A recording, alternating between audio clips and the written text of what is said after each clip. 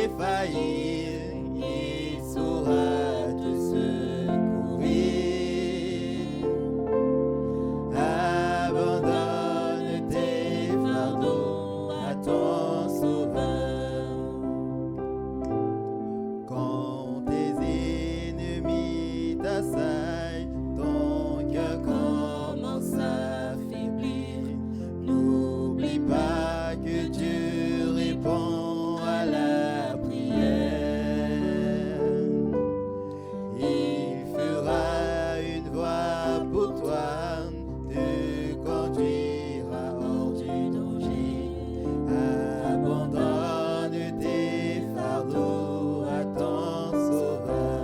Lui laisse-les, laisse-les, laisse-les, laisse-les, mon frère, ma soeur.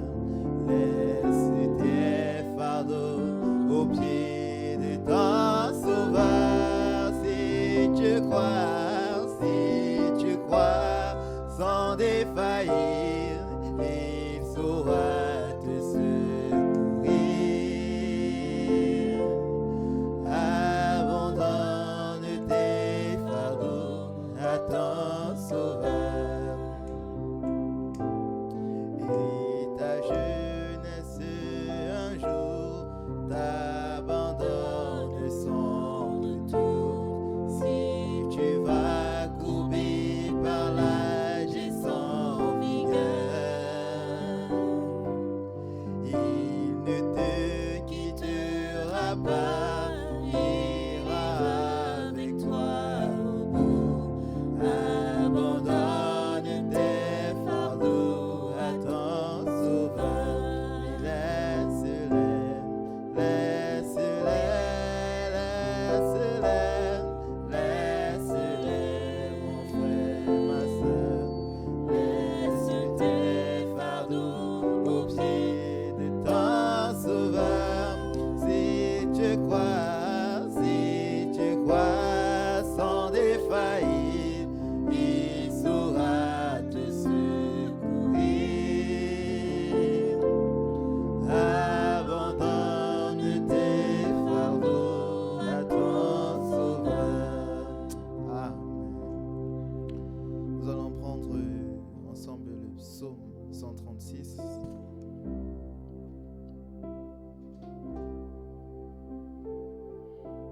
Nous voulons commencer le service avec sa parole et le clôturer avec sa parole.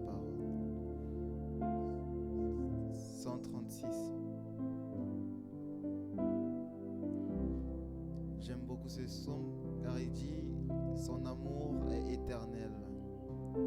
Psaume 136. J'ai lu le premier verset, vous lirez le second, et ainsi de suite.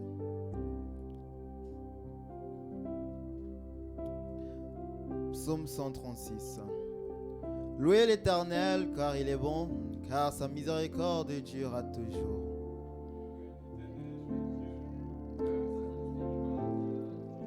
Louez le Seigneur des Seigneurs, car sa miséricorde durera toujours.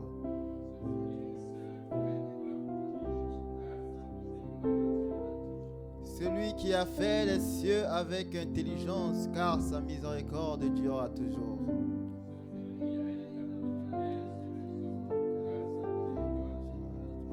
Celui qui a fait les grands luminaires, car sa miséricorde durera toujours.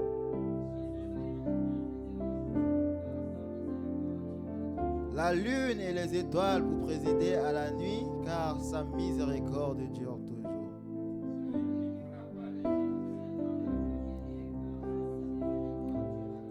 Et fit sortir Israël du milieu d'eux, car sa miséricorde durera toujours.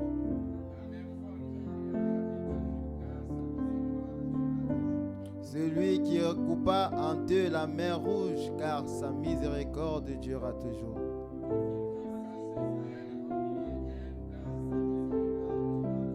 Et précipita Pharaon et son armée dans la mer rouge, car sa miséricorde durera toujours.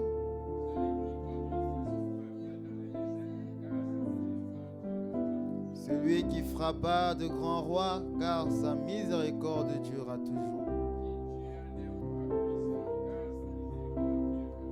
Sion, roi des Amoriens, car sa miséricorde durera toujours. Et donna leur pays en héritage, car sa miséricorde durera toujours.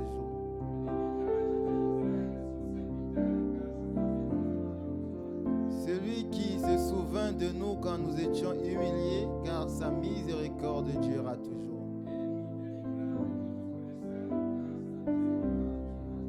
Celui qui donne la nourriture à toute chair, car sa miséricorde durera toujours. Lisons ensemble le dernier verset. Louez le Dieu des cieux, car sa miséricorde durera toujours. Oui, certainement, sa miséricorde durera toujours. Oh, prends mon âme, prends-la, Seigneur, et que ta flamme brûle dans mon cœur, que tout mon être vibre pour toi, sois seulement maître, mon divin roi. Disons, prends mon âme. Oh, prends mon âme, prends-la, Seigneur, et que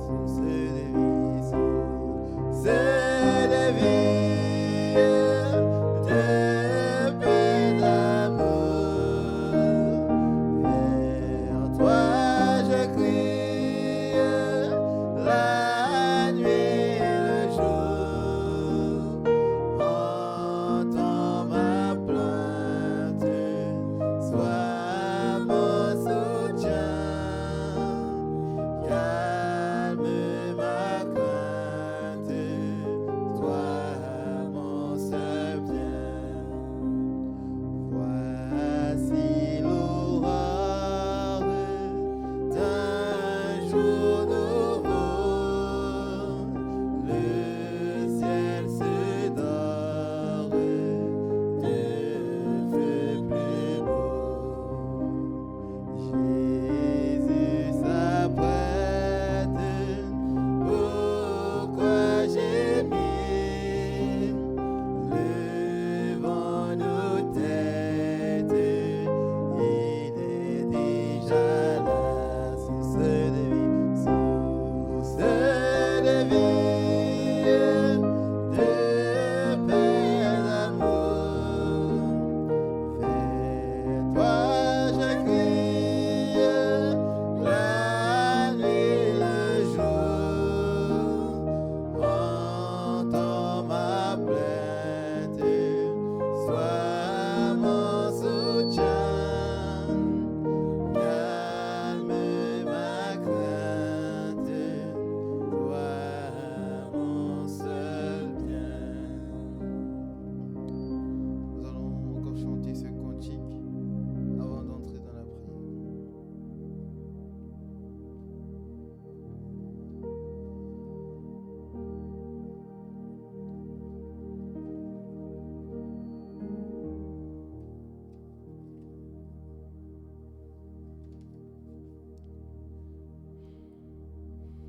Ils viennent de l'est, de l'ouest, ils viennent de lointains pays. À la fête du roi, manger à sa table, que ces pèlerins sont bénis. Contemplant son saint visage, brillant d'éclat divin, participant de sa grâce, les joyaux de sa couronne. Dis-le ce matin. Je suis si heureux depuis que Jésus m'a libéré. Il n'y a pas longtemps, j'étais si chargé, son jour est plus doux pour moi. Alléluia. Mon âme était plus que lui, mais tout s'est envolé. Maintenant je crie victoire, car Jésus m'a libéré. Je regarde le trône blanc, devant ce Dieu est sauvé. Maintenant plus de larmes, ni chagrin connu, ni mort dans cette cité. Mon sauveur m'a précédé, prépare la voie pour moi. Bientôt nous serons ensemble là où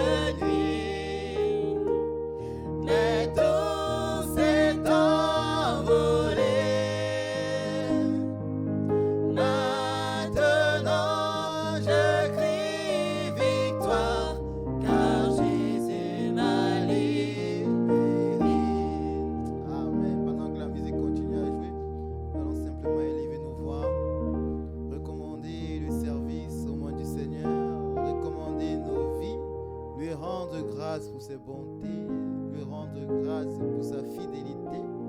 Disons-lui merci ce matin et invoquons-le parmi nous. Élevons-nous ensemble.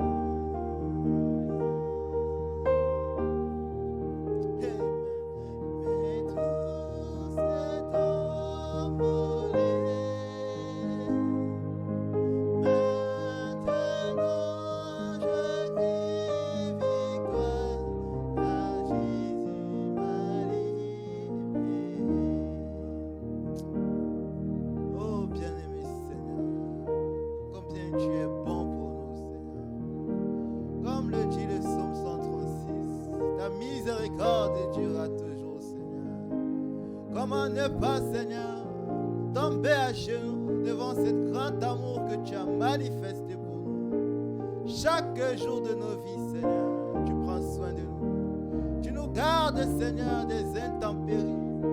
Tu nous protèges contre nos ennemis. David pouvait dire, ils sont plus nombreux que les cheveux de ma tête. Mais Seigneur, contre chacun de nos ennemis, tu nous as donné la victoire. Tu nous as donné, Seigneur Jésus-Christ, ton bouclier. Et tu nous as fait la promesse comme tu l'as fait à Abraham, disant, je serai ton bouclier et ta récompense sera grande. De tes yeux seulement tu verras la rétribution des méchants. Que 1000 tombent à ton côté, 10 000 à ta droite, toi tu ne seras pas atteint. Oh Seigneur, tu as dit parce qu'il connaît mon nom, je le délivrerai. Oh Dieu, Seigneur, tu es le même, tu n'as pas changé. Tu es riche en miséricorde, Seigneur. Lors la colère, compatissant, Seigneur. Tu es venu dans la chair humaine. Tu t'es fait homme, Seigneur. Oh, avec toutes les faiblesses humaines, pour prendre nos péchés, Seigneur, et les clouer à la croix. Ce matin, Seigneur, nous voulons nous approcher avec révérence de ta croix. Oh, Dieu de grâce et de miséricorde. Tomber à genoux à tes pieds. Comme Marie, Seigneur, nous voulons rester à tes pieds. Choisis la bonne part qui est d'écouter ta parole. C'est la vie éternelle pour nos âmes. Tu as dit, Seigneur, la vie éternelle, c'est de te connaître. Toi, le seul vrai Dieu, Père Tout-Puissant. Pas un autre Dieu, pas mon frère, pas ma soeur, Seigneur, pas un pasteur, mais toi, le seul vrai Dieu. Merci, Seigneur, pour la révélation, Seigneur. Oh Dieu, tu nous as dit que Père Tout-Puissant, l'évangile bien compris dans l'ancien, Seigneur, pour l'enlèvement. Et voici, Seigneur, l'évangile a été éternellement, Dieu, répandu avec, Seigneur, puissance, la compréhension spirituelle de cette parole qui était voilée à nos yeux, nous a été donnée au temps de la fin, Seigneur. Une grande lumière a brillé sur nous, Seigneur. Oh, le messager a proclamé, Seigneur, ta grandeur. Aujourd'hui, les saints se rassemblent. Oh, Dieu de grâce et de bonté, prêt pour l'enlèvement. Où est encore tes serviteurs, Seigneur? Il y a des ouvriers, Seigneur, mais toi seul sais où les trouver, Père Tout-Puissant. Oh Dieu, nous avons besoin d'ouvriers pour cette grande moisson, Seigneur. Bientôt, Seigneur, la semence sera mûre. Oui, la fossile va passer, Seigneur. Ne laisse pas que nous soyons de ceux-là qui passeront par la tribulation. Dépouille-nous, Seigneur Jésus-Christ. Nous voulons mourir à nous-mêmes ce matin.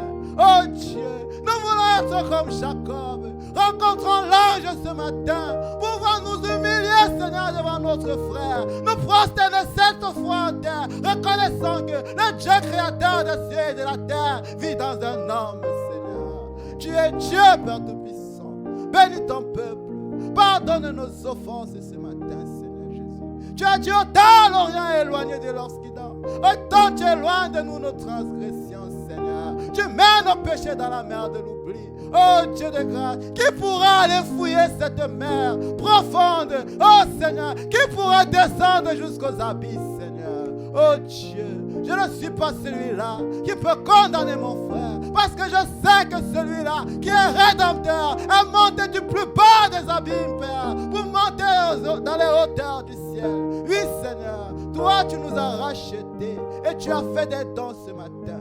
Laisse que les dons que tu as placés au milieu de nous puissent encore nous conduire dans toute la vérité. Ou un lieu de ton onction spéciale, Seigneur, pour qu'il proclame tes vérités éternelles et bénisse son ministère, ô Dieu de grâce et de bonté. Que tous ceux qui écouteront ta parole proclamer, Seigneur, par ces lèvres impures que tu as purifiées, Seigneur, comme ceux d'Ésaïe, puissent recevoir la vie ce matin, Seigneur Jésus. Oh, reçois tout l'honneur et la gloire, Père Tout-Puissant. Oh, rajoute à nos prières ce que nous n'avons pas dit. Seigneur, comment pouvons-nous finir cette prière sans, éternel mon Dieu, répéter ces paroles que tu nous as dit, que ainsi vous prierez, notre Père qui es aux cieux, que ton nom soit sanctifié, que ton règne vienne et que ta volonté soit faite sur la terre comme au ciel. Donne-nous encore ce matin notre pain quotidien et pardonne-nous nos offenses, Père, comme nous pardonnons aussi à tous ceux qui nous ont offensés. Ne nous induis pas en tentation, mais délivre-nous du mal, car à toi seul appartient dans tous les siècles le règne, la puissance et la gloire. C'est au nom de Jésus-Christ que nous t'avons ainsi prié et demandé. Amen.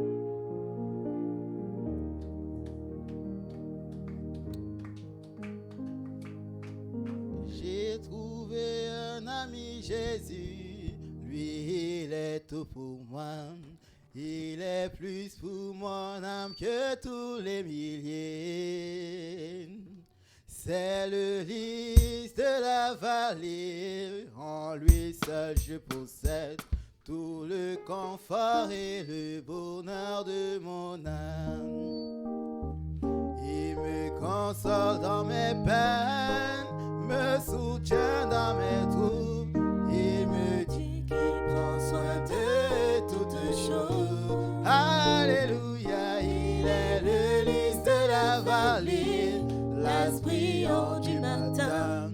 Il est plus pour mon âme que tous les milliers. Il me console dans mes peines, me soutient dans mes troubles. Il me dit qu'il prend soin de toutes choses. Alléluia, il est le lys de la vallée, l'asbrion du matin. Il est plus pour mon âme que tous les milliers. Il a pris toutes mes souffrances et porté mon chagrin. Il est ma forteresse dans la tentation.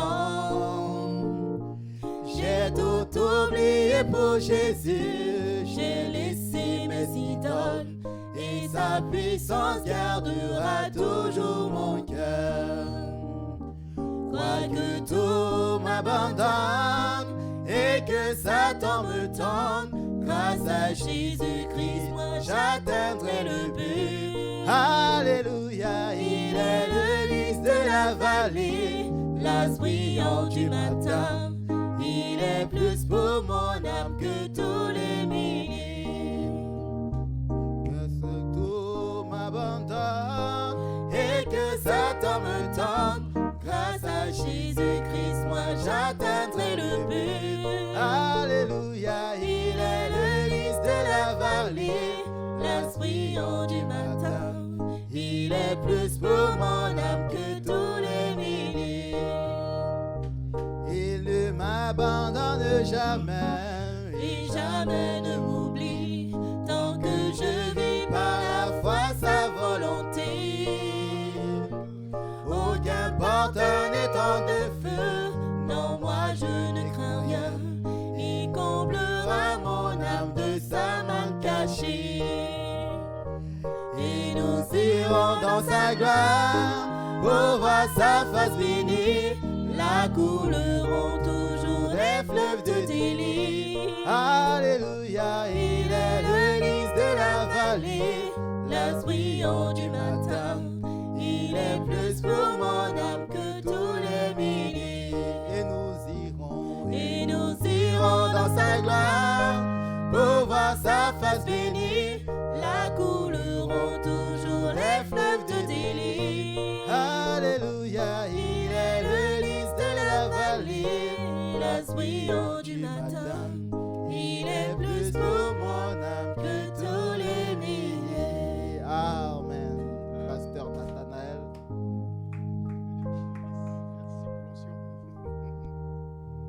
Amen. Que le nom de l'Éternel soit béni. Vous appréciez, frère Châtelain? Amen. C'est un instrument entre les mains de Dieu. Amen. Que Dieu bénisse. Vous pouvez vous asseoir une minute. Nous rendons grâce à Dieu du privilège qu'il nous donne une fois de plus de nous retrouver dans sa présence. Amen. Vous vous portez bien? Amen.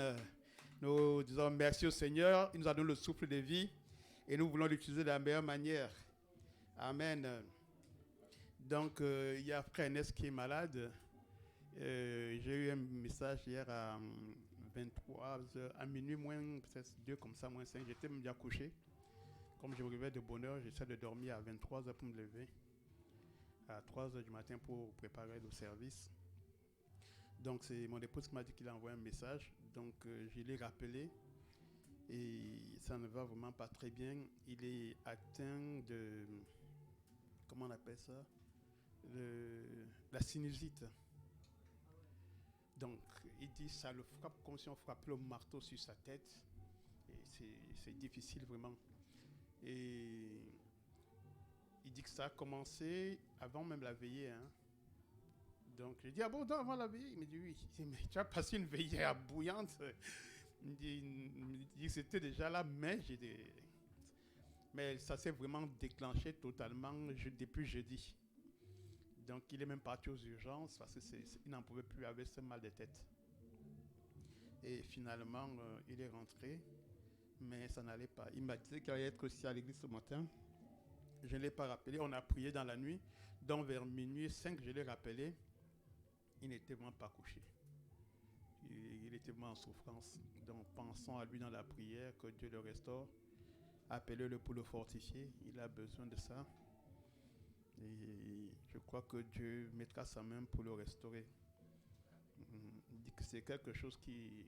On dit que c'est... Parce qu'il dit que son nez n'arrête pas de couler et la tête n'arrête pas de sonner. C'est comme si on frappe le marteau. C'est très douloureux. Donc, Dieu fasse grâce qu'il est loin de lui, ces démons-là. Amen. Parce que frère Branham dit que tout ce qui vient porter atteinte à notre santé, c'est un démon. Amen. Il vient pour nuire à notre vie, pour raccourcir nos vies sur la terre. C'est dans ce sens-là que Satan envoie ces démons. Que Dieu prenne soin de son serviteur. Et nous sommes heureux ce matin, parce que ça doit permettre également que permettre à frère Châtelain de... il va fuir, mais ça va le rattraper. Avec Dieu, on ne peut pas fuir. Amen. Que Dieu le bénisse richement.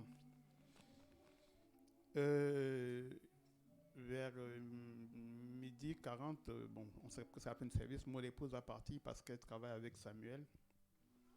Donc, ils sont bien assistés au service, mais il nous reste à peu près 20 minutes quand ils vont partir. Donc, Dieu bénisse leur retour, tant que nous serons encore en service. Aujourd'hui, ma voiture est en panne. Elle est en panne et donc, depuis la veillée, donc, trouver le temps d'aller à la voiture pour venir le dépanneur, pour qu'il vienne la récupérer, pour l'amener au garage, ça a été un combat frère dans la semaine. Je n'ai pas trouvé le temps. Ce n'est qu'hier que j'ai trouvé le temps pour aller à côté de la voiture pour le dépanneur vienne la chercher. Et entre-temps, comme j'ai utilisé la voiture de service, elle aussi, elle est tombée en panne. L'année là commence très bien. Frère Branham dit que quand vous rencontrez le diable, ça veut dire que c'est l'année vraiment, ça, la chose est bonne. Amen. Donc, lundi, je suis arrivé au travail. Mardi, je suis arrivé au travail. sans problème, j'ai garé la voiture. J'ai commencé mon travail.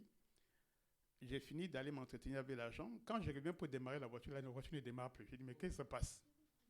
Frère, pour qu'on vienne chercher la voiture là pour la mener au garage, aussi ça a été un combat. On me dit que non, on envoie le dépanneur tout de suite. Je dis, où que j'attends le dépanneur? J'ai attendu le dépanneur toute la journée de mardi, mercredi, jeudi. C'est là que le dépanneur est arrivé. Il a apporté la voiture. Finalement, vendredi matin, je suis parti lui remettre. Parce que quand il est même venu prendre la voiture, j'étais déjà rentré. Donc, il n'avait pas la clé de la voiture. Je suis donc parti vendredi lui remettre la clé pour qu'il puisse faire les travaux sur la voiture.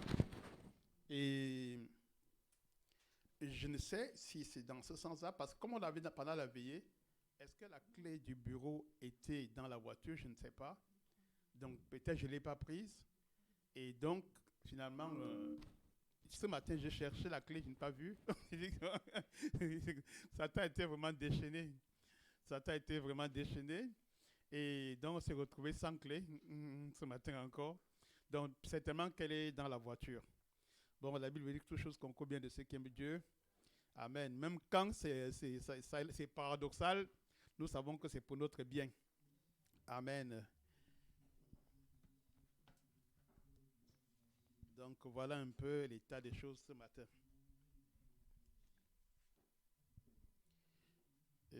Mais nous savons que vous avez une chose capitale, c'est sa parole. Amen. Tout peut aller en l'envers, mais sa parole reste à l'endroit et on est tranquille. Parce que sa parole ne faillira jamais. Amen. Donc, et ce matin, nous allons prêcher sur Dieu tient sa parole. Amen. Dieu tient sa parole. Amen. Donc, sans plus tarder, nous allons entrer dans ce service. Après avoir été élevés dans les lieux célestes au travers de l'adoration et des chants spéciaux, des chants à la gloire de notre Dieu.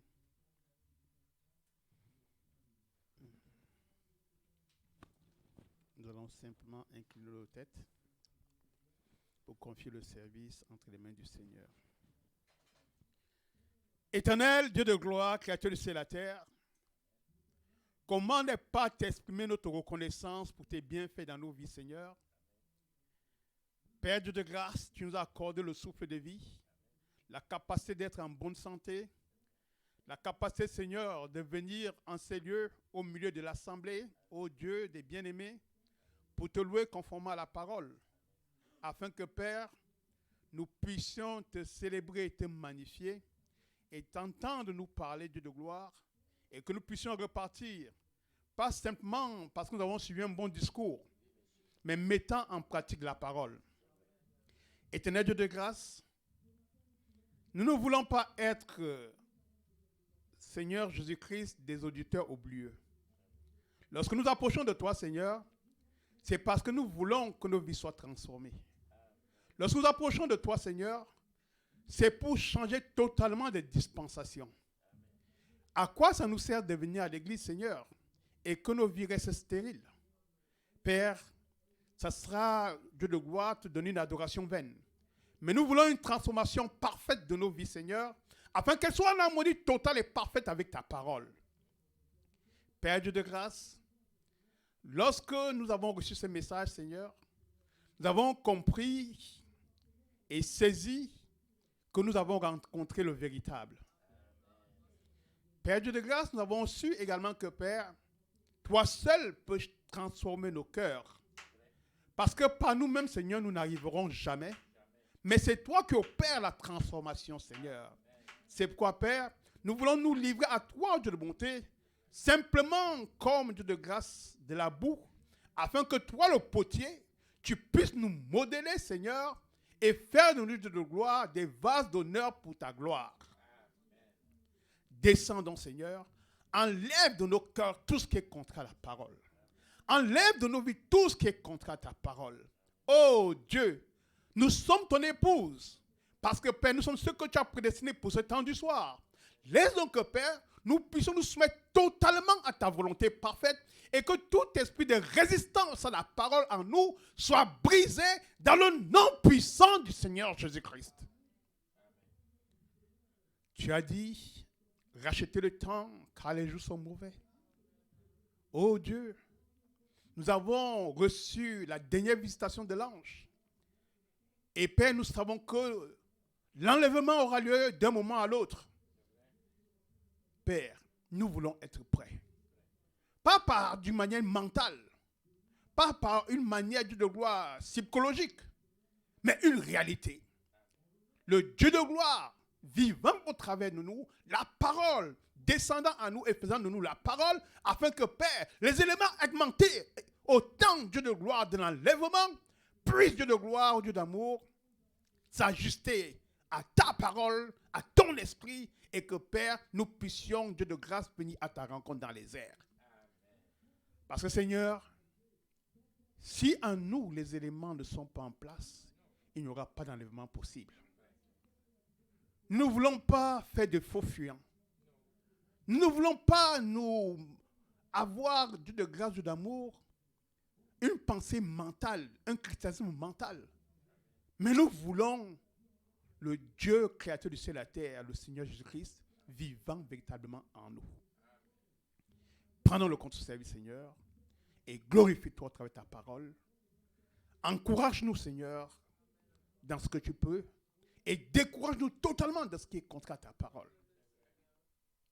Glorifie-toi maintenant. Bénis la lecture de la parole. Oh Dieu, ton serviteur disait, Seigneur, au travers de sa prière, que tu as pu purifier les lèvres d'Ésaïe. Seigneur, tu peux encore purifier mes lèvres. Prenons le compte de ce service, Seigneur, quand nous soumettons totalement à toi, en te le demandant humblement, dans le merveilleux nom de notre Seigneur et Sauveur Jésus-Christ, nous t'avons imploré. Amen. Que Dieu vous bénisse. Je vais demander à Frère Châtelain de prendre sa Bible et de nous lire Apocalypse 22, versets 17 à 29. S'il peut s'avancer vers ici. Ok, il a un micro, c'est bon. Nous allons lire Apocalypse chapitre 22, 17 à 19, Jean 12, versets 39 à 40 et Galates 1, verset 8. Nous lisons la parole. Apocalypse 22, 17 à 19.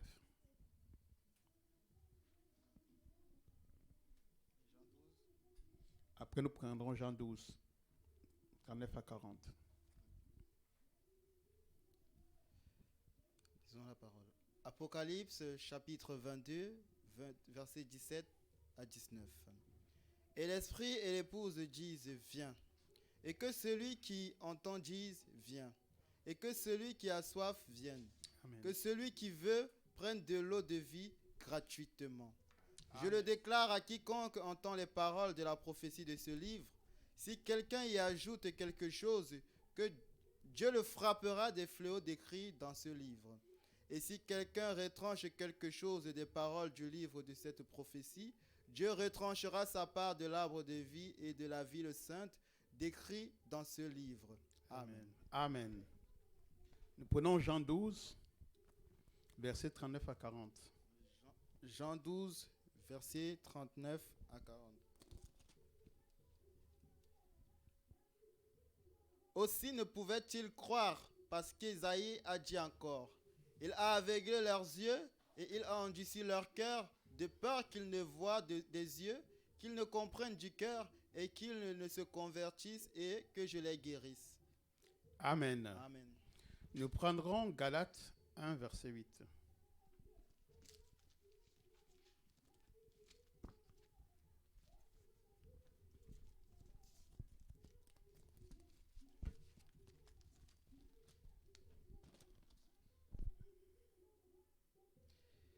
Galates chapitre 1, verset 8.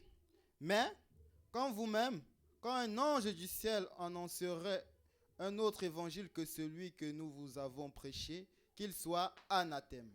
Amen. Amen. Que le nom de l'Éternel soit béni, vous pouvez vous asseoir. Amen. Si un ange du ciel vous annonce un autre évangile que celui que nous avons prêché, qu'il soit anathème. Ça veut dire qu'il soit maudit. Amen. Dieu te bénisse, ma fille. Ça va? Ah, ça fait plaisir de te voir. Frère, ici, ça va? C'est Bernadette. Ça va? L'année a bien commencé. Ah, gloire à Dieu. Amen. Qu'il soit anathème. Et nous avons lu également dans Jean 12, là, la parole nous dit ceci encore, 39 à 40. Il dit, je prends le verset 40. Il a aveuglé leurs yeux. Il a endurci leur cœur. Amen. C'est très profond. Il a aveuglé leurs yeux. Il a endurci leur cœur. Amen. Pour qu'ils ne voient pas de leurs yeux et qu'ils ne comprennent pas dans leur cœur, qu'ils ne se convertissent pas et que je ne les guérisse pas. Je ne les guérisse pas, ça veut dire que je sois obligé de les sauver. Amen. Amen. Est-ce que vous comprenez un peu? On dit Dieu est bon. Dieu est merveilleux. Dieu est très gentil. Est-ce que Dieu peut être méchant? Amen. Il dit qu'il les a aveuglés. Amen. De peur qu'ils se convertissent. Dieu aveugle pour que tu ne te convertisses pas. Amen. Amen. Parce qu'il dit que si tu te convertis, il sera obligé de te sauver. Ça, c'est compliqué. Amen.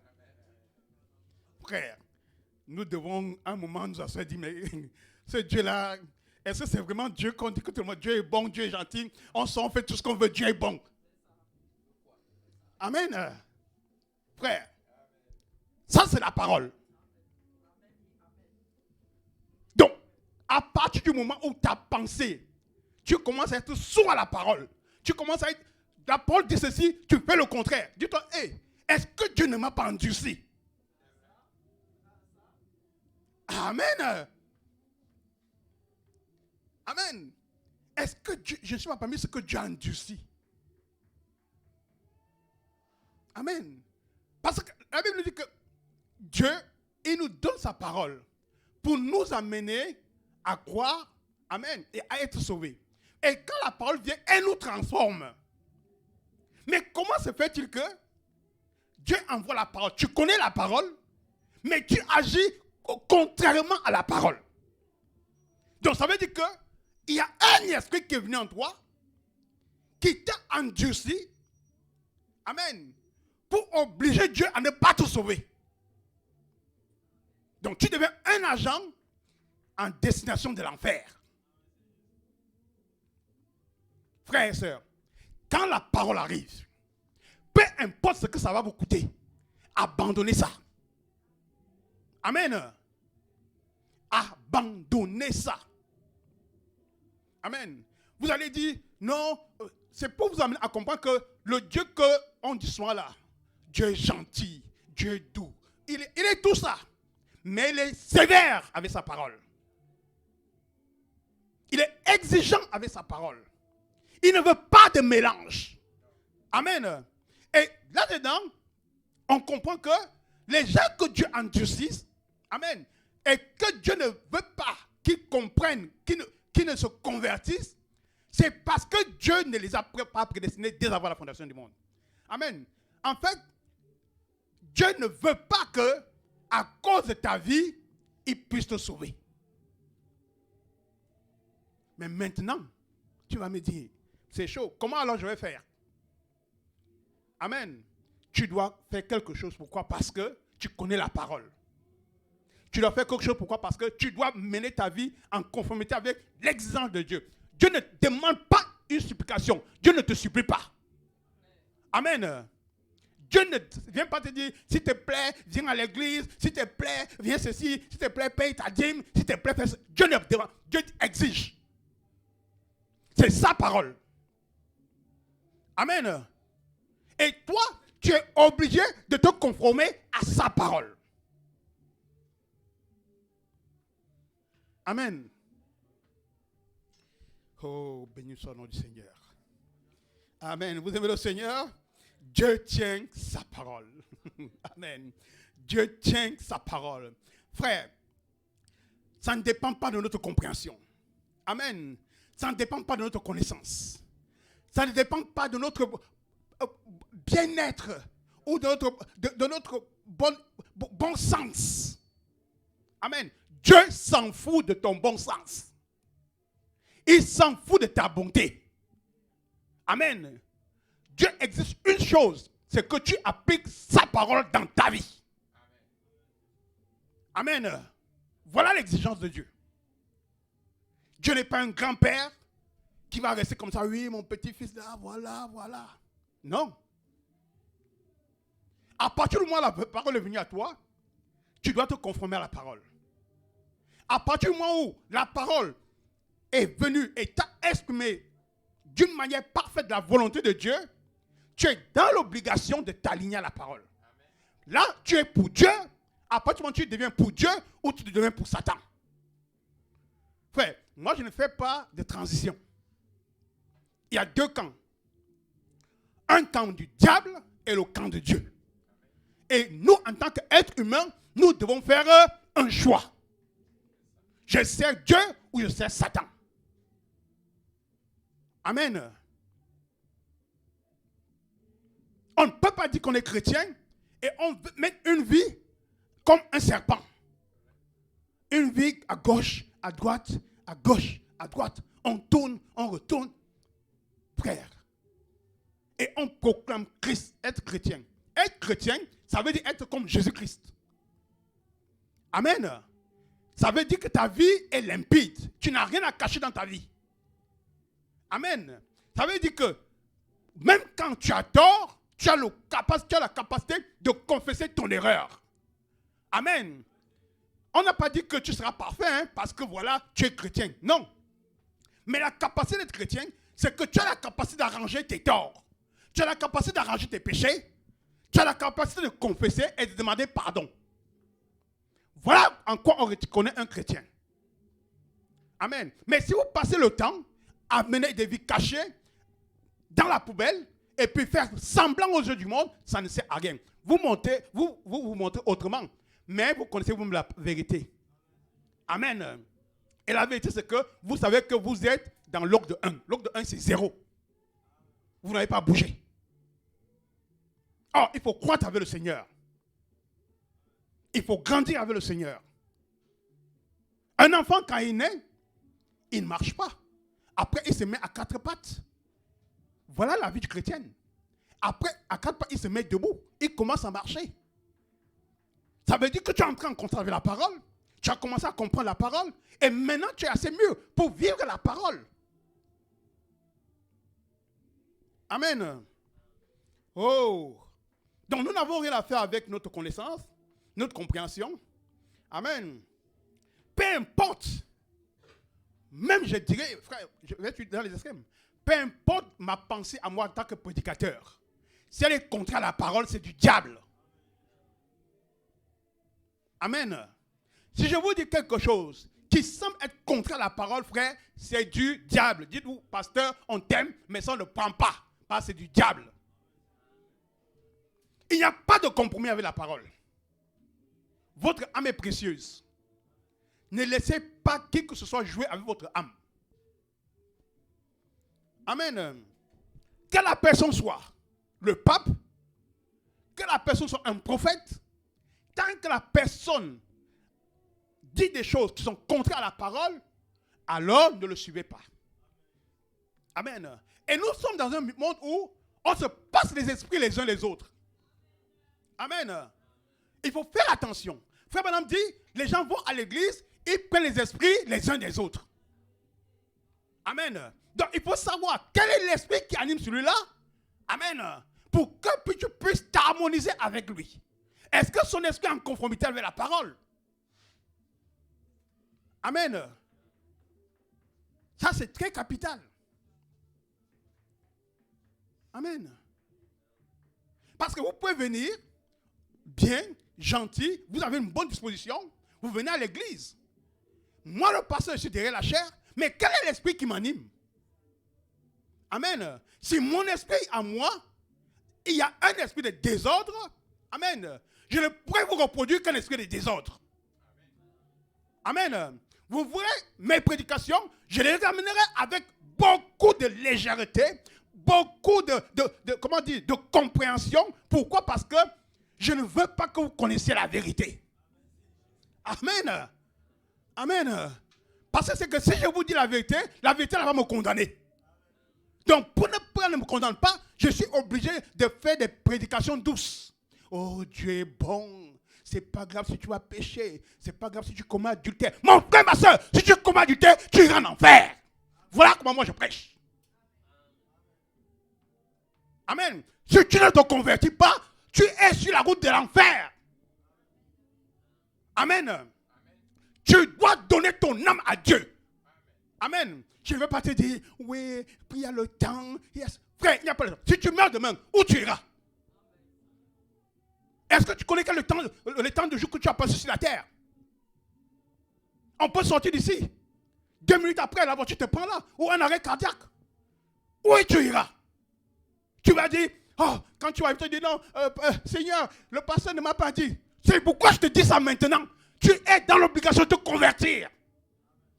Parce que tu as un choix à faire. Si la vie de débauche te dérange, si la vie d'impudicité te dérange, si la vie de souillure te dérange, si en toi, il y a des démons qui t'oppressent pour mener une vie sale, tu es dans l'obligation de rejeter ces démons pour pouvoir gagner Dieu. Tu dis, Seigneur, délivre-moi et confesse ton péché. Amen. Parce que si tu fermes les yeux, mon frère, ma soeur, tu te retrouves face à ton ami le diable. Amen. Frère, ça vous condamne, ça me condamne. Nous sommes tous dans le même bateau.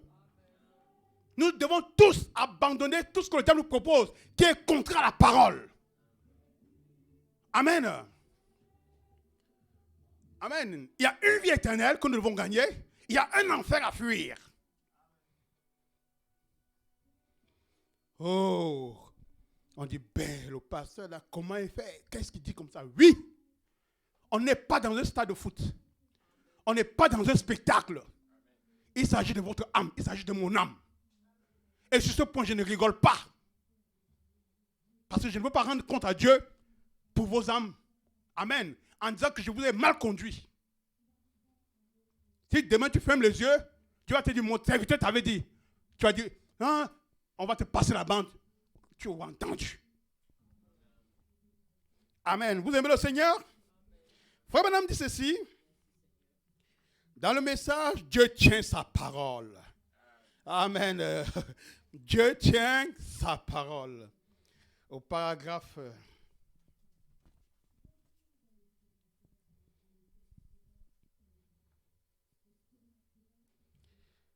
47, il dit ceci.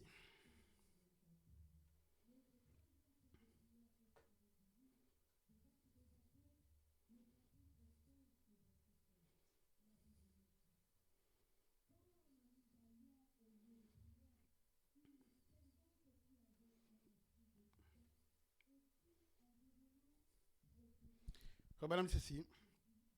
Tout message, il dit, paragraphe 49, il dit, je prends paragraphe 49. Et je dis aujourd'hui, oh, que vous écoutiez, tout message, quand même il viendrait d'un prêtre, d'un prédicateur, d'un prophète, de n'importe qui, quoi d'autre, n'importe quel homme, c'est spirituel qu'il soit, même s'il est spirituel. Parce qu'il y a des spirituels qu'on voit à haut degré. Mais pourtant, dedans, c'est la souillure totale. Amen. Vous allez voir, le frère va marcher. Que Dieu te bénisse. On dit, ah, il a Dieu. Dedans, là, c'est les démons. Dedans, là, c'est pourriture. C'est du vomi. À l'intérieur, c'est des excréments de mort. Amen. Frère Branham dit, si spirituel qu'il soit, quelle que soit sa fonction, il a dit, quelle que soit sa fonction, c'est qu'il a fait, qu'il ait ressuscité même les morts. Frère Frère, ça met tout le monde à genoux, frère.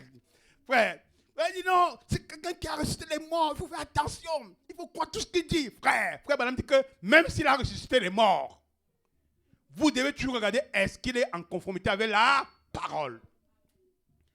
Amen. Qu'il ait guéri les malades. Qu'il soit l'archevêque de Canterbury. Qu'il soit le pape de Rome. Qu'il soit à la tête d'une grande dénomination. La plus grande église du message. Amen. Amen. Si spirituel qu'il soit, il aura beau avoir parlé en langue. Il aura beau avoir dansé dans l'esprit. Il aura beau avoir prêché l'évangile. Quoi qu'il ait fait, si son message ne vient pas de la Bible, il est faux. Amen. Il est faux. Et le message qui vient de la Bible, c'est vous devez naître de nouveau. Pour dire ceci,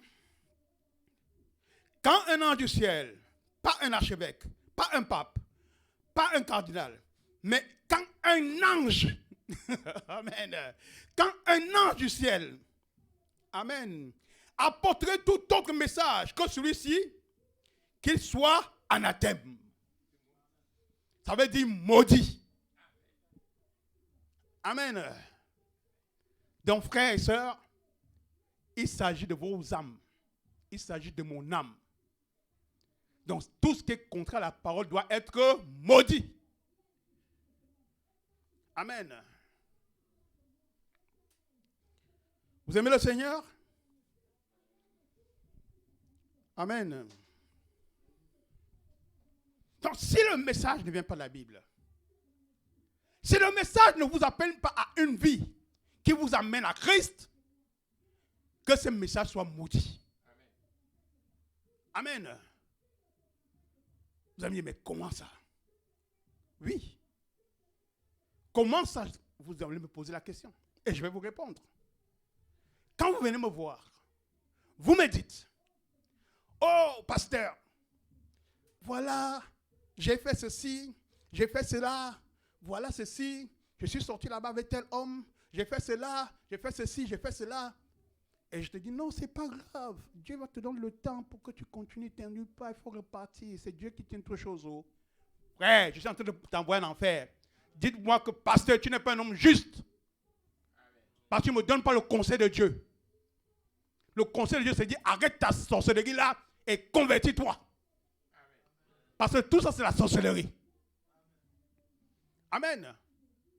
Ce sont les œuvres du diable. Parce que le diable est le père de la perversion. Amen. Le mariage. Amen. C'est la justice. C'est quelque chose de juste. Amen. Oh, l'adultère, c'est l'acte juste perverti. Amen. On dit c'est l'acte juste perverti. Donc c'est du diable. Et quand je parle d'adultère, oh là je vais choquer encore. Frères et sœurs, jeunes, vieux, célibataires, enfants. La Bible nous dit, tant que vous n'êtes pas mariés, vous n'avez pas le droit d'aller vers une femme. Vous n'avez pas le droit d'aller vers un homme.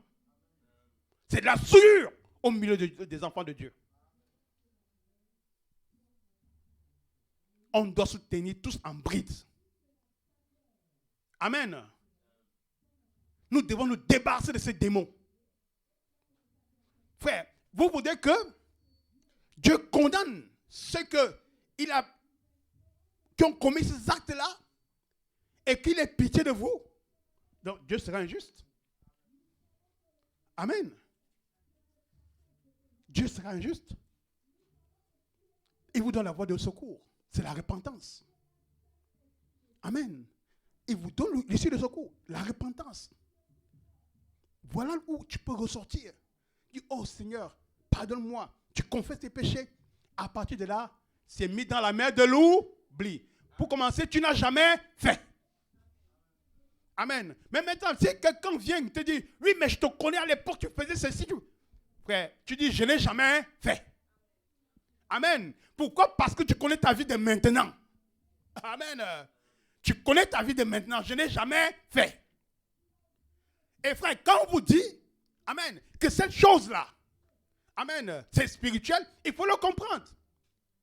Amen. Parce que le diable, non seulement il va vous chercher à vous bousculer physiquement, en vous entraînant dans la souillure du monde, amen, mais quand en vous, le Saint-Esprit est descendu et qui s'est tabernaclé, même quand vous êtes dans les songes et que ces choses se présentent, vous ne pouvez pas tomber.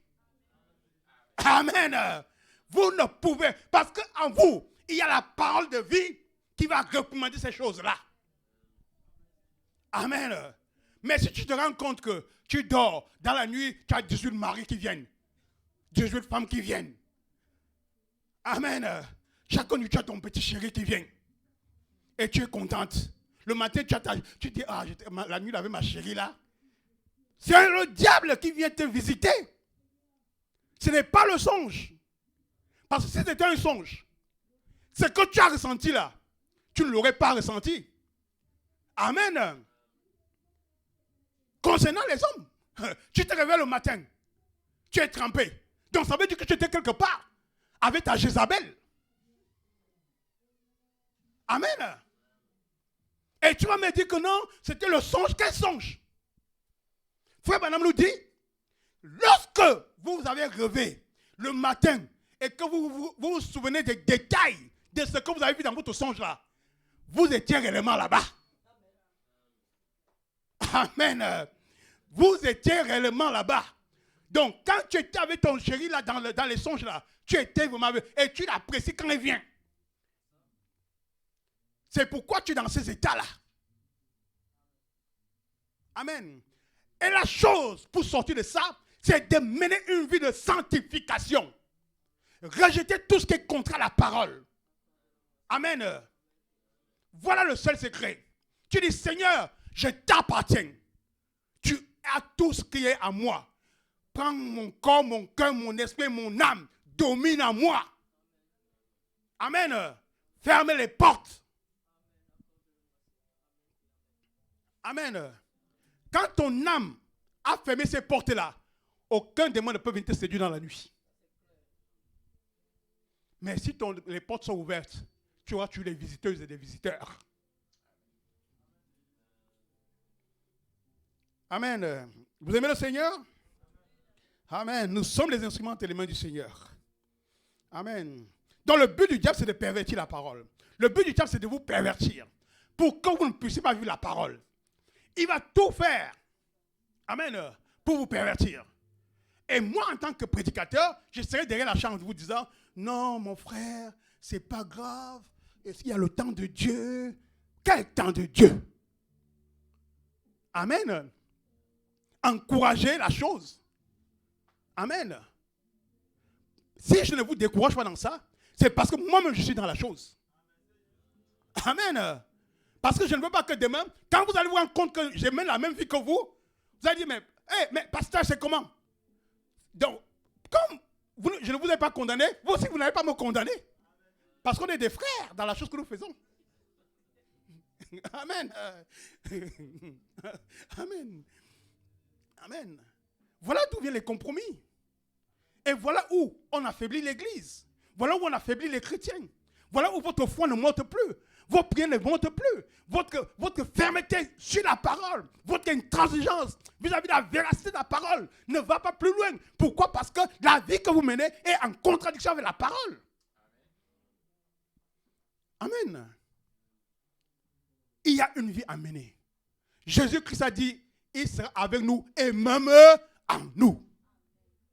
Ce n'est pas une parole en l'air. Le Dieu créateur du ciel et de la terre dit qu'il sera avec toi et même en toi. Amen. Donc tu dois reproduire sa vie. Oh, béni son nom l'Éternel. Il est merveilleux notre Dieu. Amen. Donc ne soyez pas influencés par quelque esprit que ce soit. Ne soyez pas influencés par quelque esprit que ce soit. Frère Branham, ceci, au paragraphe 81.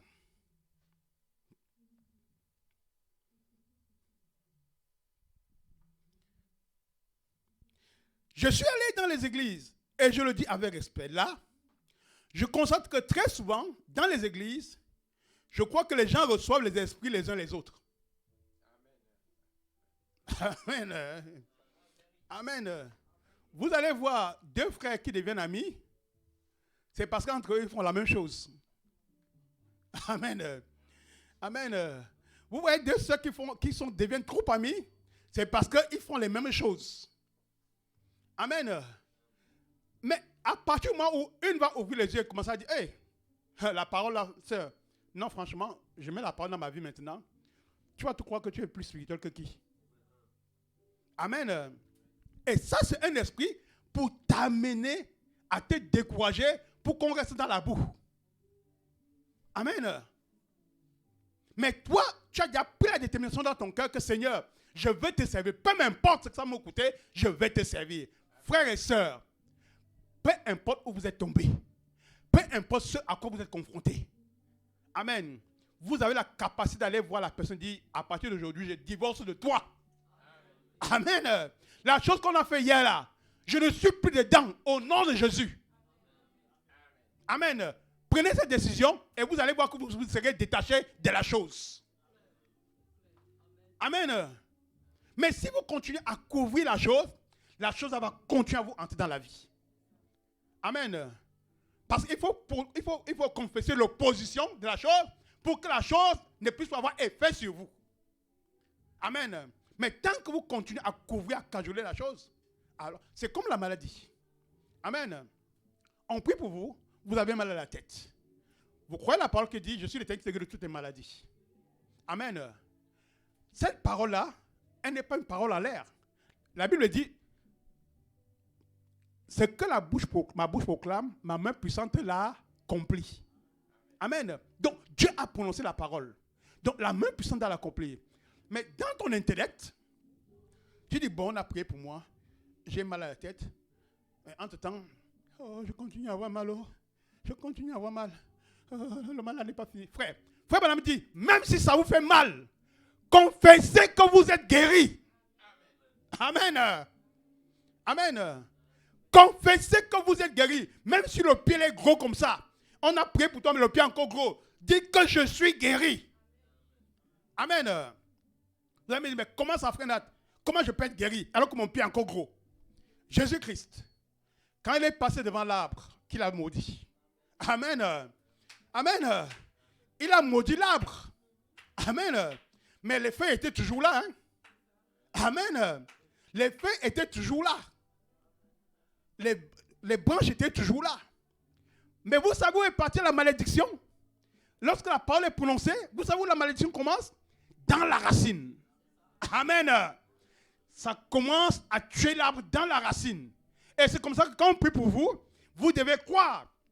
Ne regardez pas le superflu, mais sachez que c'est déjà dans la racine. La racine est déjà pourrie.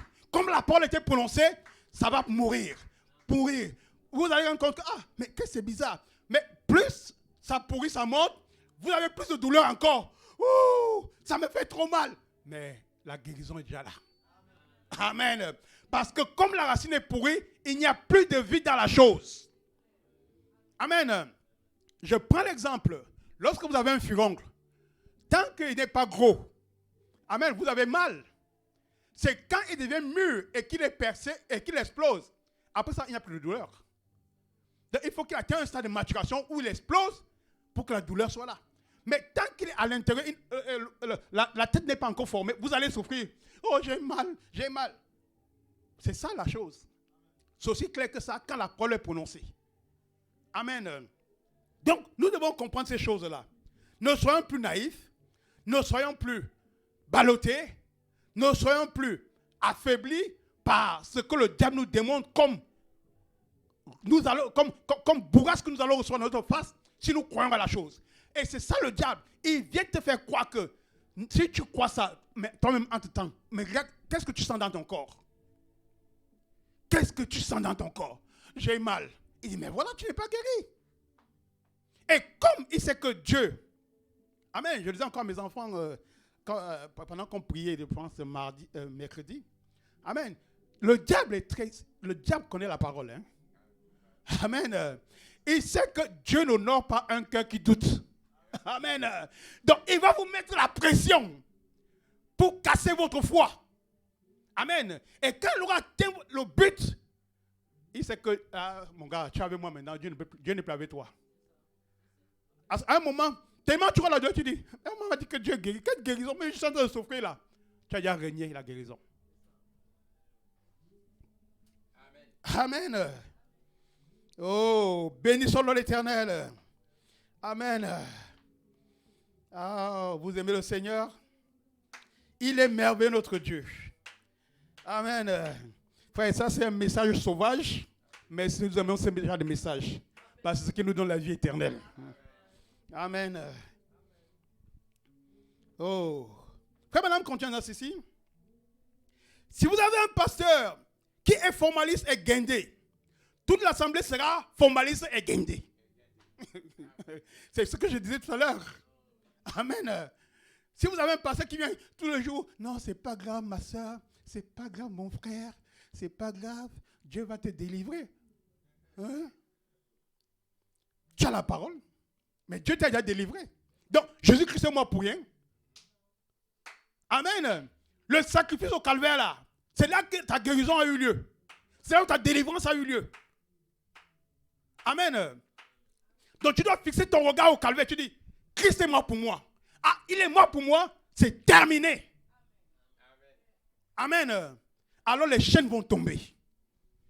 Amen. Il dit, prenez un homme bon, une femme mauvaise, et réunissez-les. L'un de deux suivra l'autre. Soit que lui devienne un homme mauvais, ou elle une bonne. Vous, deux hommes ne peuvent pas marcher ensemble sans être d'accord. L'influence d'un autre. Amen. L'influence d'un autre. Là, je vais taper fort. Amen. Quand on dit beaucoup l'influence d'un autre, on dit oui, les frères de l'église, les amis de dehors, c'est eux qui peuvent m'influencer. Qu'en est-il de ton mari? Oui. Si ton mari ne se vit pas en conformité avec la parole. Amen. Qu'en est-il de ta femme? Parce qu'elle ne vit pas la parole, alors elle va t'influencer. Non, je veux faire plaisir à ma femme.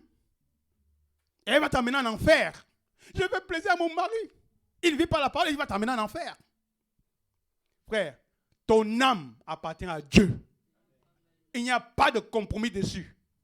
Tu aimes ton mari, tu aimes ta femme, mais c'est Dieu d'abord. Amen. Chérie, je t'aime, mais entre Dieu et toi, je choisis Dieu. Je préfère en finir avec toi, mais je reste avec mon Dieu. Amen. On va rester, non, si je fais comme ça, ma femme, ma femme finalement, peut-être elle ne va plus venir vers moi. Oh. Mon mari ne va pas venir vers moi. Frère et sœur, le corps de l'homme appartient à sa femme, le corps de la femme appartient à son mari. La seule raison pour laquelle vous devez vous séparer, c'est pendant la consécration. Pour le moment où vous priez, vous gênez, c'est l'heure de la séparation. Mais le reste du temps, tu ne peux pas t'épouser ta femme. Et je ne comprends pas comment, à cause de la femme, vous avez un petit problème, chacun fait le boudage. La femme boude ici, l'homme boude là-bas. Et on est une famille chrétienne. Où est la Bible? Où est la parole?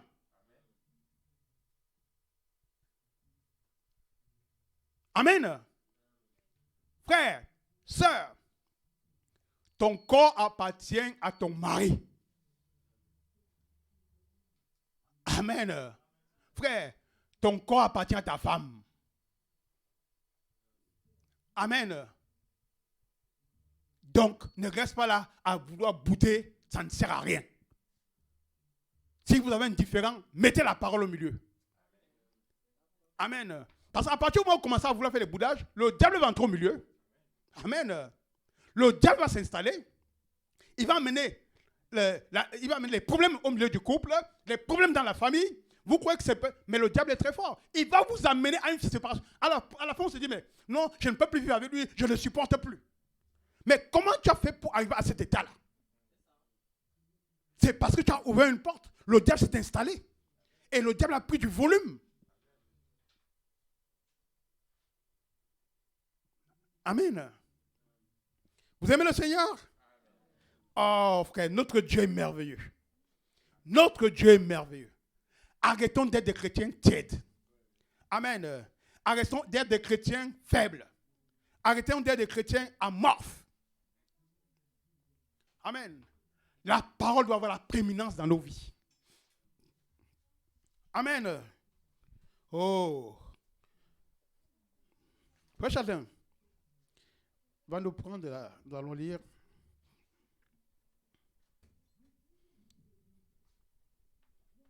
Dans 1 Roi, verset 22. Nous allons lire l'histoire d'Akab. Quel chapitre? Chapitre 22, pardon. 1 Roi, chapitre 22. Tout le chapitre? 22. Tout le chapitre? Oui, vas-y, je vais te dire. 1 Roi, chapitre 22. On resta 3 ans sans qu'il y eût guerre entre la Syrie et Israël. La 3e année, Josaphat, roi de Juda, descendit auprès du roi d'Israël. Le roi d'Israël dit à ses serviteurs, « Savez-vous que Ramoth en Galade est à nous? Et nous ne nous inquiétons pas de la reprendre des mains du roi de Syrie. Et il dit à Josaphat, « Veux-tu venir avec moi attaquer Ramoth en Galade? » Écoutez bien. Josaphat Veux-tu venir à moi? Attaquer Ramoth en Galade? Josaphat répondit au roi d'Israël, « Nous irons, moi comme toi, mon peuple comme ton peuple, mes chevaux comme tes chevaux. » Puis Josaphat dit au roi d'Israël, « Consulte maintenant, je te prie, la parole de l'Éternel. » Amen. Attends un instant là, frère. Amen. Donc, Josaphat est venu rendre visite à Akab. Amen. Akab, son pote, son ami. Et il arrive, il trouve Akab. Akab lui dit, mais est-ce que tu sais que Ramoth m'appartient? Ramoth appartient à Israël. Amen. Et il disait la vérité. Hein? Amen. Amen. Mais maintenant, Josaphat n'est pas venu dans cet état d'esprit. Mais comme il est influencé parce que Akab lui a offert à manger, à boire, il lui a donné des belles femmes pour animer les soirées. Amen. L'influence d'un autre. Amen. Comme il a vu que Akab lui a donné toutes ces choses-là pour le faire plaisir, Akab vient maintenant, regardez la pensée d'Akab, il vient lui faire la proposition d'aller récupérer Ramoth en Galate. Amen. Pourtant, c'était quelque chose de juste. Mais est-ce que c'était la volonté réelle de Dieu? Écoutons. Le roi d'Israël assembla les prophètes au nombre d'environ 400 et leur dit, « Irai-je attaquer Ramoth en Galade ou dois-je y renoncer? » Et ils répondirent, « Monte, et le Seigneur la livrera entre tes mains, entre les mains du roi. » En tout cas. Mais Josaphat dit, « N'y a-t-il plus ici aucun prophète de l'Éternel par qui nous puissions le consulter? » Le roi d'Israël répondit à Josaphat, « Il y a encore un homme par qui l'on pourrait consulter l'Éternel, mais je le hais. » Point. Amen. Donc, Josaphat, amen. Bien sûr, il a été influencé pour dire que je vais aller aider mon ami qui m'a donné toutes ces bonnes choses. Il m'a donné le vin, il m'a donné les femmes, il m'a mis à l'aise. Donc, il veut qu'on ait fait la guerre. Bon, Ramoth appartient quand même à Galate. Hein? Donc, Ramoth appartient. Donc, comment on va faire? Mais, comme il avait un peu de sens quand même, il a dit, bon, il faut quand même consulter Dieu. C'est ça un peu le chrétien. Consultons un peu Dieu quand même pour savoir où est la vérité. Frère, quand vous êtes dans une situation, cherchez la parole pour dire qu'est-ce que la parole nous dit par rapport à la situation qu'on va engager là, même quand elle est belle. Amen. Amen. Parce que toutes les bonnes pensées ne viennent pas toujours de Dieu. Amen. C'est pour ça que je vous dis aujourd'hui que mon bon sens là ne peut pas vous donner la vie éternelle. Amen. Ma bonne compréhension ne peut pas vous donner la vie éternelle. Il n'y a que Dieu qui vous donne la vie éternelle. Continue mon frère. Car il ne me prophétise rien de bon, il ne prophétise que du mal. Ah. C'est Michée, fils de Jimla. Et Josaphat dit, que le roi ne parle pas ainsi. Alors le roi d'Israël appela un eunuque et dit, fais venir de suite Michée, fils de Jimla. Le roi d'Israël et Josaphat, roi de Juda, étaient assis chacun sur son trône, revêtus de leurs habits royaux, dans la place à l'entrée de la porte de Samarie. Et tous les prophètes prophétisaient devant eux.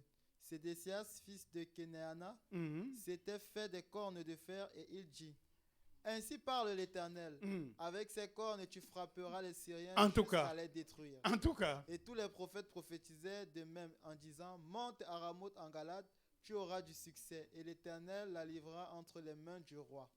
Le messager qui était allé appeler Michée lui parla ainsi. Voici les prophètes d'un commun accord prophétisent du bien au roi. Attends, vous voyez la chose? Amen. On vient te voir. Amen. On te dit, nous à l'église, amen, on sait que le frère là, il a été séduit.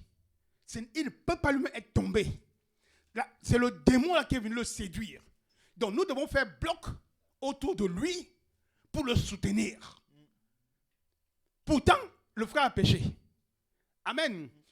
Maintenant, toi, on te dit, viens avec nous, dis la même chose que nous, pense la même chose que nous. Amen. Ne pense pas quelque chose qui soit contraire à ce que nous pensons. Voilà ce qu'il est en train de vivre.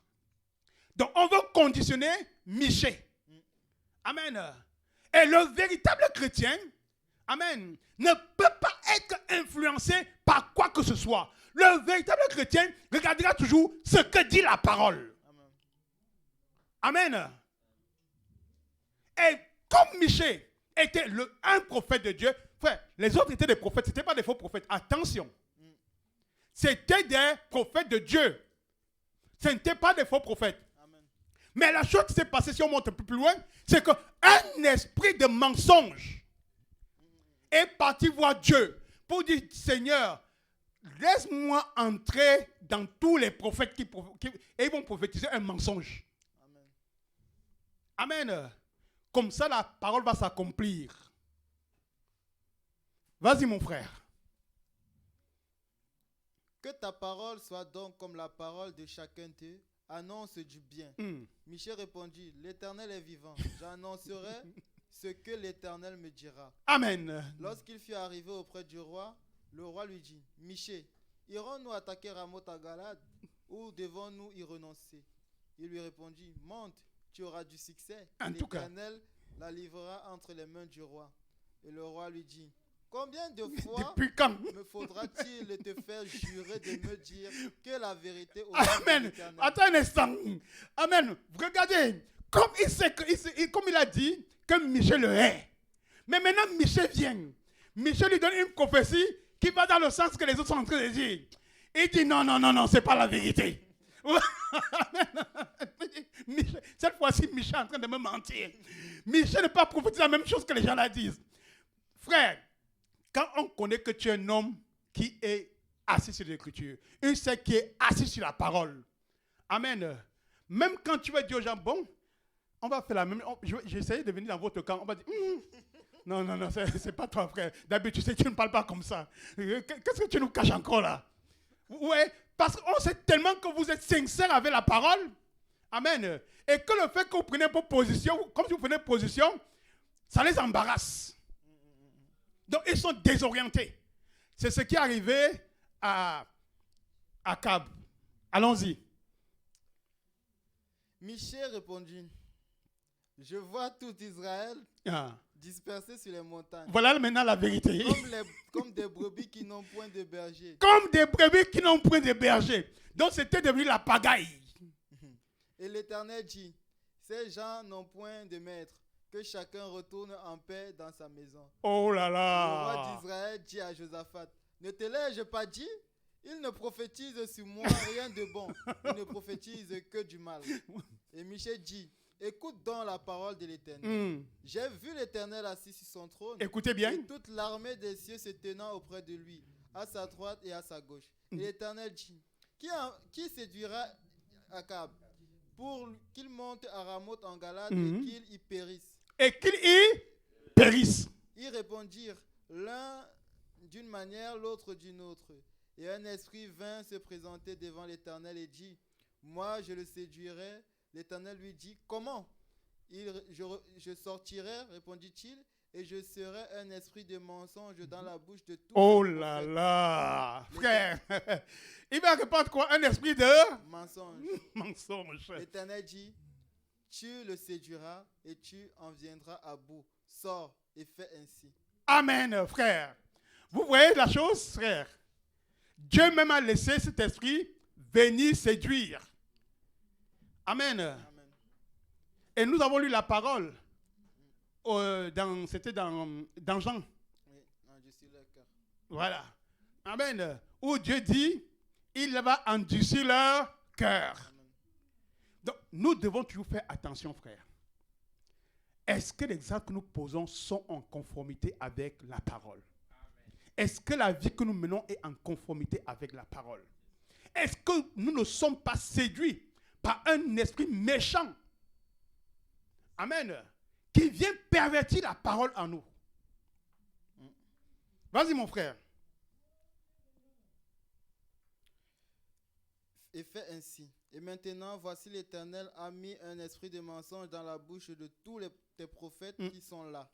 Et l'Éternel a prononcé du mal contre toi. Alors Sédécias, fils de Kenaana, s'étant approché, frappa Michée sur la joue et dit, par où l'esprit de l'Éternel est-il sorti de moi pour te parler? Michée répondit, tu le verras au jour où tu iras de chambre en chambre pour te cacher. Le roi d'Israël dit, prends Michée et amène-le vers Amon, chef de la ville, et vers Joas, fils du roi. Tu diras, ainsi parle le roi, mettez cet homme en prison et nourrissez-le du pain et de l'eau d'affliction jusqu'à ce que je revienne en paix. Et Michée dit, si tu reviens en paix, l'Éternel n'a point parlé par moi. Amen. Il dit encore, vous tous peuple, entendez. Amen. Que le nom de l'Éternel soit béni. Merci pour la lecture, frère Châtelain. Amen. Frère Branham dit ceci au paragraphe 106. Maintenant, remarquez, Josaphat était venu voir Akab. Oh, il a organisé un grand festin, bien sûr. Ce que nous appelons aujourd'hui, dans le langage de rue, faire voilà, comme on dit là. Amen. Et c'est sûr que nous appelons ça dans ce langage. Ils ont invité tout le monde. Il a tué un bœuf et tous les moutons. Ils ont fait un grand festin ensemble. C'est là qu'un croyant s'attire des ennuis. Amen. C'est là qu'un croyant s'attire des ennuis. Oh, je vous le dis. Vous êtes bornés à votre petite église d'exalter là-bas. C'est tout. Vous devez venir à la grande église. Vous devez venir. Vous devez voir. Notre pasteur a un doctorat en théologie. Un doctorat en théologie. Un doctorat en philosophie. Voyez-vous, notre pasteur, notre chorale chante comme des anges. Ça n'a rien à voir. Si c'est contraire à l'ainsi dit le Seigneur. Amen. Amen. Il faut bien dire que l'église a toujours été une minorité. Amen. Il dit, ne craignez rien, petit troupeau. Votre Père a trouvé bon de vous donner le royaume. Amen. Ce n'est pas dans le paraître. Ce n'est pas dans la grandeur. Amen. Oh, dans l'église où il y a 200, 300, 400, 600, il y a même des églises de 5000. Le message est un peu devenu comme une dénomination. Amen. Dans une église, il y a 5000 membres. Mais est-ce que le pasteur connaît la vie de ces membres-là? Amen. Est-ce qu'il connaît? Chacun vit dans sa boue, chacun vit dans sa saleté, mais ils ont le titre de membre d'église. Frère, le titre de membre d'église ne nous amène pas au ciel. Amen. C'est une vie consacrée à Dieu qui nous amène au ciel. Amen. C'est une vie consacrée à Dieu qui fait de vous un tonnerre contre le diable. Amen. Le diable ne peut pas vous avoir quand vous avez une vie consacrée à Dieu. Amen. Donc nous devons faire attention à ces choses-là. Amen. Nous ne devons pas entrer dans le courant du monde. Nous ne devons pas entrer dans tout ce qui est paraître. Nous ne devons pas entrer dans tout ce qui brille. Amen. Au risque que nous devenions une dénomination. Amen. Il lui a dit, monte. Monte à Ramoth en Galate. Amen. Mais pourquoi il lui a dit de monter à Ramoth en Galate? Parce qu'il a vu, amen, la malédiction qui avait été prononcée sur Akab à cause de Jézabel, sa femme. Amen. Parce que sa femme Jézabel, amen, si on vous appelle Jézabel, refusez ce nom-là. Amen. C'est la mère des prostituées. La mère de, vous voyez, Jézabel, elle mettait les phares, ça venait comme ça. Là. C'est la première qui a commencé à mettre les phares. C'est pourquoi on ne met pas ces choses-là. Amen. Parce que c'est païen. Jézabel était une païenne. Donc, elle a amené tout ça. Ça a amené la perversion dans le camp d'Israël. C'est ce qui a amené la débauche dans le camp d'Israël. Lorsqu'elle a épousé Akab, amen, Akab, il avait quand même quelque chose de Dieu en lui. Mais le mariage a amené que Jézabel l'a influencé.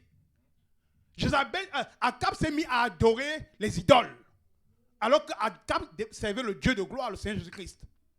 Mais il était tellement influencé par sa femme. Pourquoi? Parce qu'il a tout donné à sa femme. Son cœur.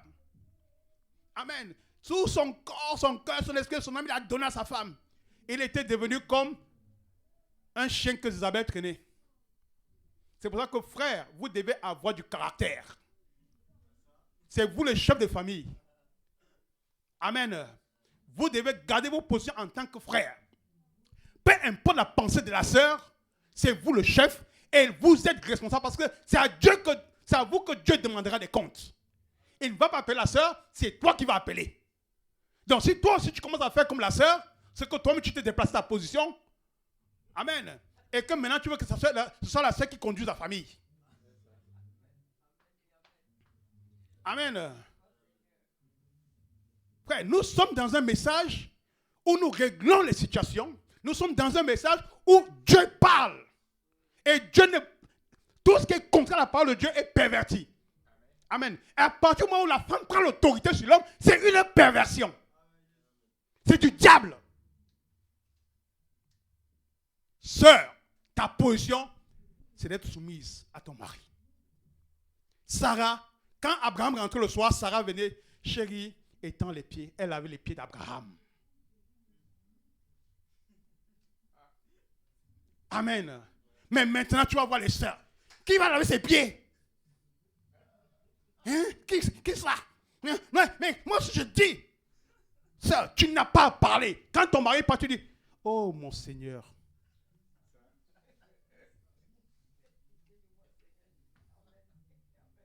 Voilà ça. Votre mère, c'est Sarah. Sarah est le modèle de l'église. Amen. Dieu ne veut pas que vous réfléchissez. Il veut que vous puissiez agir comme Sarah. Non, elle a fait, moi aussi je fais. Mais moi aussi je veux penser. C'est le diable qui pense. Parce que Dieu t'a donné une tête pour te conduire. Et la tête, c'est ton mari. Vous savez, pendant le mariage,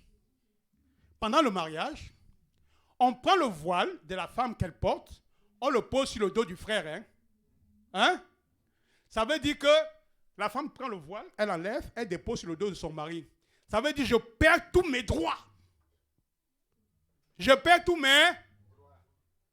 À partir de ce moment, je suis zéro, c'est toi qui me conduis. Amen. Oh, béni soit l'Éternel. Le but du diable, c'est de devenir pervers. Ça. Et le diable sait qu'il va t'amener à te fâcher parce que tu ne peux pas être conduit par ton mari. Il va amener la brouille. Et amener la brouille, ça va bloquer vos bénédictions. Vous ne pourrez pas avancer. Parce que tu vas ça bouder. Et comme tu boudes, le frère va prier, les prières ne servent à rien. Il faut qu'il vienne et puisse se réconcilier avec toi, qu'il te fasse comprendre que chérie, c'est pas grave, c'est la parole qui le dit. Mais tu sais que je t'aime. Est-ce que je peux te faire du mal? Je ne peux pas te faire du mal. Tu le sais, ma chérie. Frère Branham dit, obéissez. Si votre mari n'est pas conduit par Dieu, Dieu se chargera de le conduire lui-même. Amen. Vous aurez accompli votre responsabilité. Amen. Mais il y a une chose. Frère Branham nous dit, maintenant si ton mari te dit, ne pars pas à l'église, là tu dois désobéir. Amen. Amen. Dieu est très fort. Amen. Parce qu'il y a un qui est l'absolu, c'est Dieu. Amen. Tu suis tout ce que ton mari dit tant que c'est en conformité avec la parole. Si ton mari maintenant commence à te dire, oh chérie, tu sais que tu dois te soumettre à moi. Tu sais que tu dois obéir à tout ce que je te dis. Donc aujourd'hui, tu vas porter le pantalon. Tu dis, chérie, je t'aime trop, mais je ne peux pas porter le pantalon, c'est contraire à la parole. Amen. À partir du moment où la chose qui vous dit est contraire à la parole, vous avez le droit de désobéir. Amen. Mais pour le reste, vous devez vous soumettre. Vous aimez le Seigneur? Amen. Oh, voilà le message que nous croyons. Amen. Il est dur, mais il est bon. Amen. Il est quelle heure? C'est pas il est à quelle heure? 5 minutes. Il vient nous raconter en Galate. Amen. Le temps est écoulé. On n'a pas pu terminer notre prédication. On va la continuer. Amen. Frères et sœurs, je vous aime. Amen. Je suis tenu de vous dire ce que Dieu nous exige. On a été longtemps dans le christianisme bidon là. Où on faisait n'importe quoi. Parce que tu vas juste à l'église. C'est terminé ça. Amen. Tu as une exigence avec ton mari. Ton mari a une exigence de toi. Ton mari là, s'il sort, allez commettre adultère. Pour aller au ciel là, il faut qu'il vienne te voir. Tu as dit, chérie, je t'ai trompé. Il doit te prendre. Vous allez aller trouver la femme avec qui tu as commis adultère. Si la femme est mariée, le mari là va bien le bastonner. Amen. Ça arrête le péché au milieu de nous. Amen. Et s'il ne veut pas confesser son péché, je vais venir ici derrière la chair, l'église va l'exposer. Ce frère, il commet adultère tout le temps. Il trompe sa femme. On dit ça devant l'église. Donc ça permet que nos vies soient en ordre. Que Dieu vous bénisse. Aristide, c'est bon le message? Amen.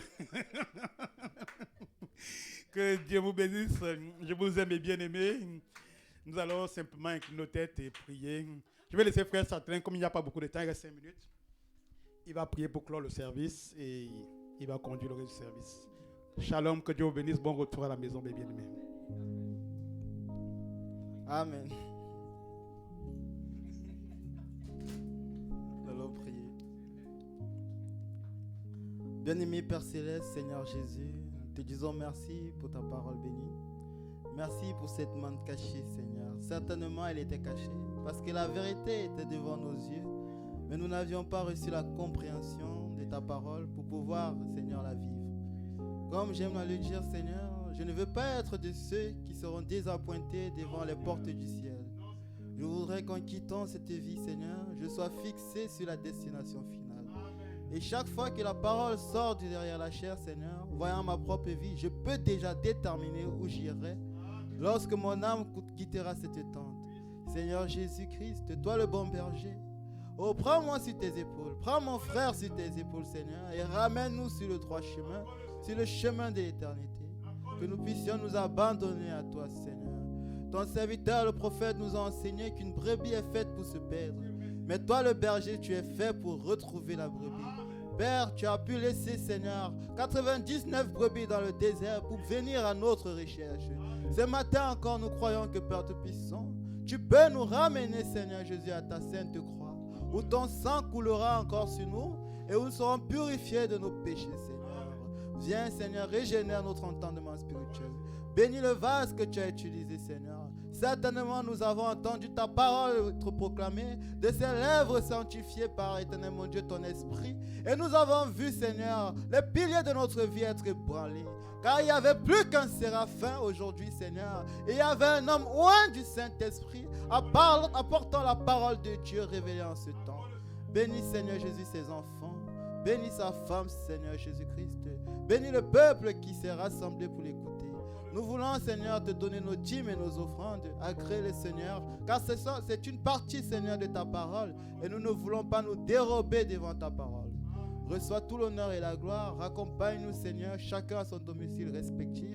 Et que, Seigneur, s'il nous est permis de dire demain, que nous puissions, éternel mon Dieu, nous retrouver encore dans ta présence.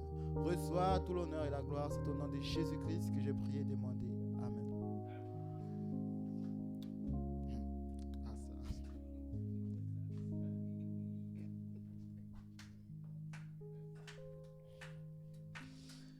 Non, c'était trop fort.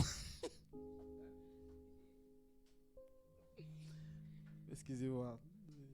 Moi, j'aime là où c'est dur. Parce que Dieu sait même que je suis très têtu. Non, je préfère là où on va me dire la vérité que d'aller là où on va me raconter des choses qui vont perdre mon âme. Nous allons chanter ce petit cantique pour congédier l'église.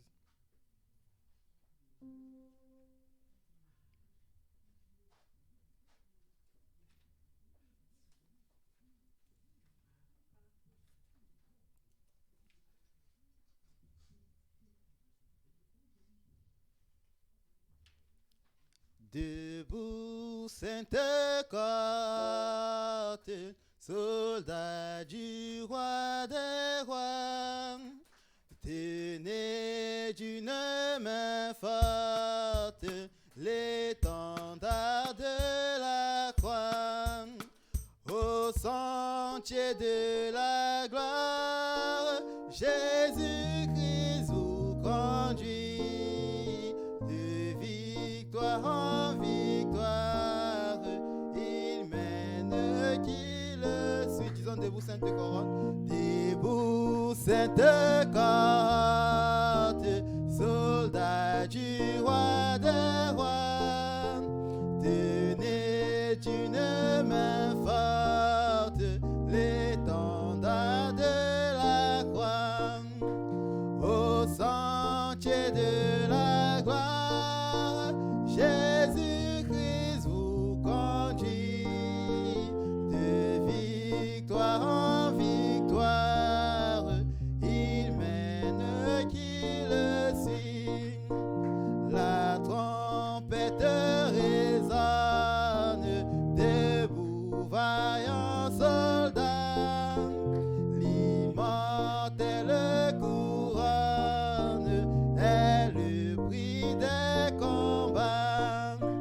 Si l'ennemi fait rage, soyez fermes et forts, redoublez de courage, si redouble d'efforts. Si l'ennemi fait rage, soyez fermes et forts, redoublez de courage, s'il redouble d'efforts. Debout pour la bataille, battez, n'hésitez plus, pour que nul ne défaille. Regardez à Jésus, de l'armure invincible, soldats revêtez-vous, le triomphe est possible pour qui lutte à genoux. De l'armure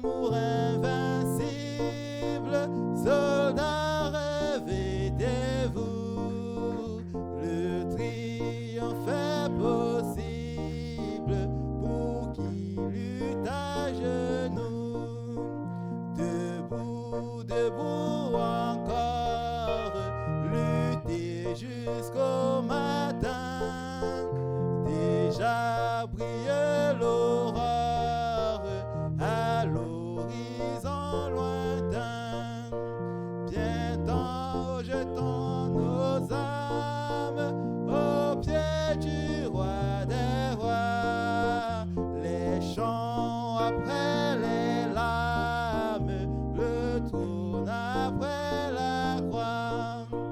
Bientôt jetons nos âmes au pied du roi des rois. Les chants après les larmes, le trône après la croix. Amen. Nous allons simplement, comme Olivier, congédier l'église.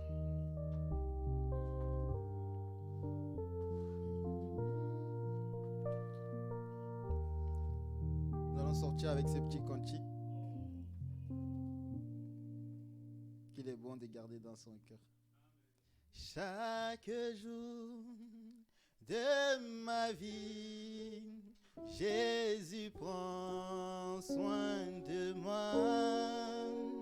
Chaque jour de ma vie, Jésus prend soin de moi. Oui, chaque jour de ma vie, Jésus prend soin de moi. Chaque jour de ma vie, Jésus prend soin de moi. Quand le doute sur la route environne mon esprit, il me donne sa parole et son esprit pour me sauver. Chaque jour de ma vie, Jésus prend soin de moi. Chaque jour de ma vie, Jésus prend soin de moi. Chaque jour de ma vie, Jésus prend soin de moi. Chaque jour de ma vie, Jésus prend soin de moi. Quand l'épreuve, comme l'orage, s'abasse mon chemin, il me donne sa parole et son esprit pour me sauver. Chaque jour de ma vie, Jésus prend soin de moi. Chaque jour de ma vie, Jésus prend soin de moi. Quand les ténèbres de la nuit viennent obscurcir mon chemin, il me donne